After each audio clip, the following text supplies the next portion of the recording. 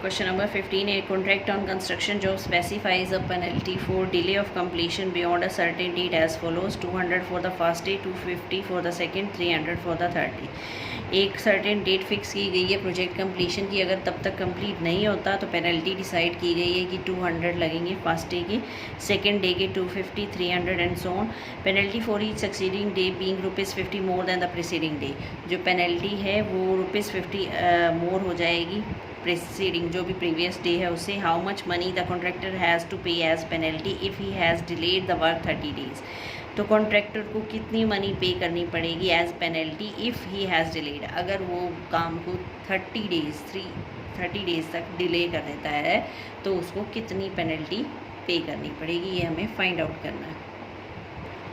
तो आपकी सीक्वेंस क्या बन जाएगी? 200, 250, 300 and so on.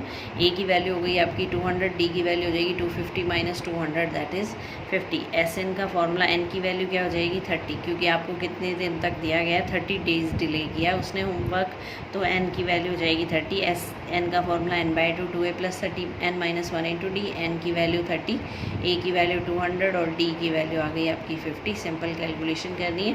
That means contractor has to pay ₹27,750 as penalty for 30 days. तो 30 डेज़ के लिए उसको इतनी पेनल्टी पे करनी पड़ेगी. नेक्स्ट है क्वेश्चन नंबर 16 में क्या है हमारे पास? A sum of 700 is to be use to give 7 cash prizes to students of a school for their overall academic performance.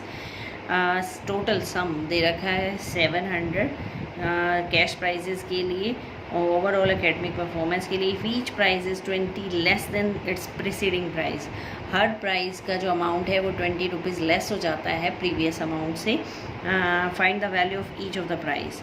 आपको वैल्यू निकालनी है. टोटल सम दे रखा है यानी SN दे रखा है आपको, और यहाँ डिफरेंस दे रखा है, आपको वैल्यू निकालनी है ईच प्राइस की. तो let amount for first price. First price given नहीं था तो हमने मान लिया let the amount of first price is X. Then second का क्या हो जाएगा? इससे 20 less that is X - 20. Third का हो जाएगा सेकंड वाले से 20 लेस दैट मीन्स X - 40. तो डी की वैल्यू, ये सीक्वेंस बन गई X - 20 X - 40. डी की वैल्यू क्या आ जाएगी? Second term minus first term X - 20 minus X that is -20. तो हमें क्या निकालना है? आपको जो 700 गिवन है अमाउंट वो 7 कैश प्राइजेस का गिवन है, तो n की वैल्यू हो गई यहाँ पर 7. n की वैल्यू आ गई हमारे पास 7. n की वैल्यू 7 है तो S7 का फॉर्मूला 7/2 2a + 7 - 1 × d.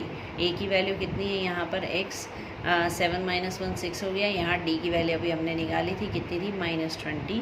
और तो S7 किसके इक्वल है? 700. टोटल सम गिवन है आपको 700. ये 7 कैंसिल हो जाएगा 100, ये जो 2 डिवाइड में मल्टीप्लाई हो जाएगा यहाँ 200. तो 2x की वैल्यू आ गई 320, x की वैल्यू हो जाएगी 160. x की वैल्यू 160 का मतलब फर्स्ट प्राइज़ का अमाउंट आ गया 160. तो फर्स्ट प्राइज़ हो जाएगा 160 का.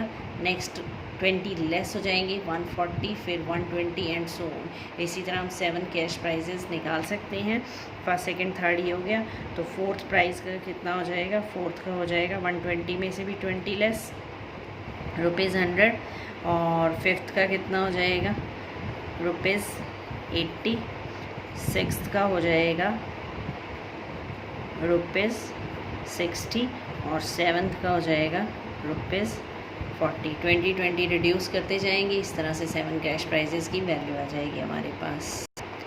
नेक्स्ट है question number 17. In school students thought of planting trees in and around the school to reduce air pollution. School में स्टूडेंट्स ने ट्रीज़ प्लांट करने के लिए सोचा है और reduce the air pollution reduce करने के लिए. It was decided that number of trees that each section of each class will plant will be the same as the class in which they are studying. इन्होंने क्या कहा है?